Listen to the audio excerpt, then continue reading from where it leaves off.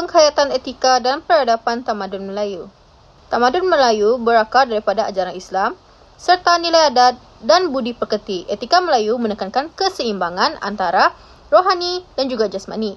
Nilai-nilai seperti sopan santun, hormat, tolong-menolong dan maruah diri dapat membentuk asas tamadun Melayu.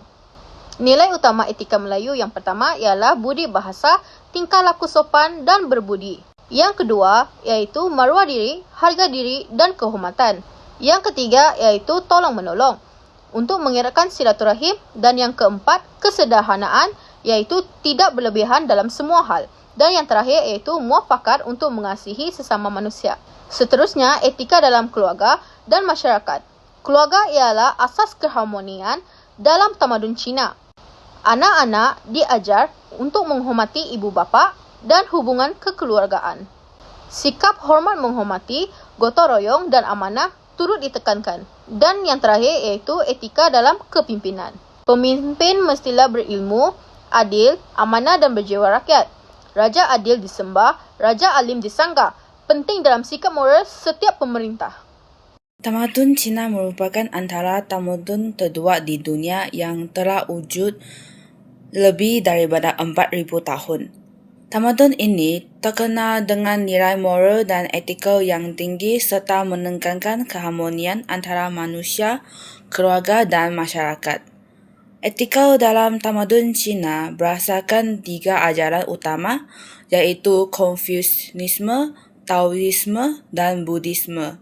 Ajaran ini menekankan konsep kemanusiaan, keseimbangan dan tanggungjawab sosial dalam kehidupan seharian. Antara nilai utama dalam tamadun Cina ialah Ren, iaitu sifat kasih sayang dan kemanusiaan, Li, iaitu adab sopan dan hormat, Xiao, iaitu ketaatan kepada ibu bapa, dan Zong, iaitu kesetiaan kepada negara dan masyarakat.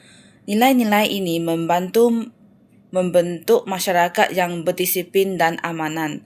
Selain itu, dalam keluarga, anak-anak diajar untuk menghormati dan menjaga ibu bapa. Hubungan kekeluargaan amat penting dan dianggap asas pada keharmonian sosial. Masyarakat Cina juga menekankan hubungan baik antara individu melalui konsep guanxi, iaitu hubungan saling membantu dan menghargai. Seterusnya, dalam pemerintahan, pemimpin perlu menunjukkan akhlak yang baik dan memimpin dengan keadilan.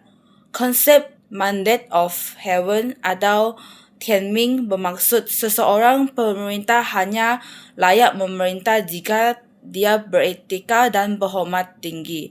Secara keseluruhan, tamadun Cina menekankan nilai kasih sayang, tanggungjawab, kesetiaan dan keharmonian. Nilai-nilai ini masih diamalkan sehingga hari ini dan menjadi asas kepada budaya masyarakat Cina di seluruh dunia. Persamaan peradaban dan etika tamadun Melayu dan tamadun Cina boleh dilihat daripada pelbagai aspek, yaitu dari aspek nilai kemanusiaan, etika kepimpinan, kepentingan pendidikan dan kepentingan keluarga.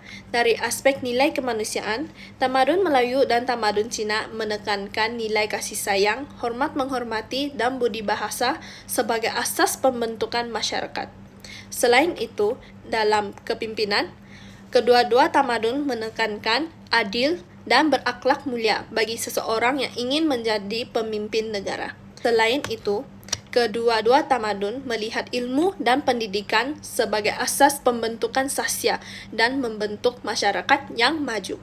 Yang terakhir, tamadun Melayu dan tamadun Cina mementingkan hubungan antara ahli keluarga, kerana mereka anggap itu ialah asas utama pembentukan moral dan keharmonian masyarakat. Selain persamaan yang terdapat pada tamadun Melayu dan tamadun Cina, terdapat juga perbezaan di antara kedua tamadun tersebut. Bagi tamadun Melayu, asas etikanya ia berasaskan ajaran Islam, adat dan nilai pekerti. Manakala asas etika bagi tamadun Cina pula ia berdasarkan ajaran Konfusius, Kongzi, Taoisme dan Buddhisme. Seterusnya, Bagi konsep nilai pula, tamadun Melayu ia menentukan filial piety, yaitu siau, kesetiaan, dan keharmonian. Manakala tamadun Cina pula, konsep nilainya ialah ia menekankan budi bahasa, marwah diri, dan muafakat.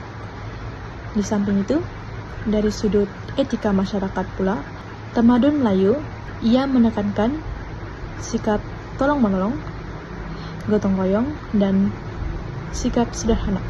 Manakala etika masyarakat bagi tamadun Cina pula, ia berdasarkan hormat dan status dalam hierarki masyarakat. Ini bermaksud etika masyarakat bagi tamadun Cina ia berasaskan hormat serta status dalam hierarki masyarakat. Yang terakhir, dari segi kepimpinan pula, tamadun Melayu kepimpinannya melalui pemimpin yang beretika dan adil. Manakala kepimpinan bagi tamadun Cina pula, pemimpin yang berakhlak tinggi dan mengekalkan keharmonian negara.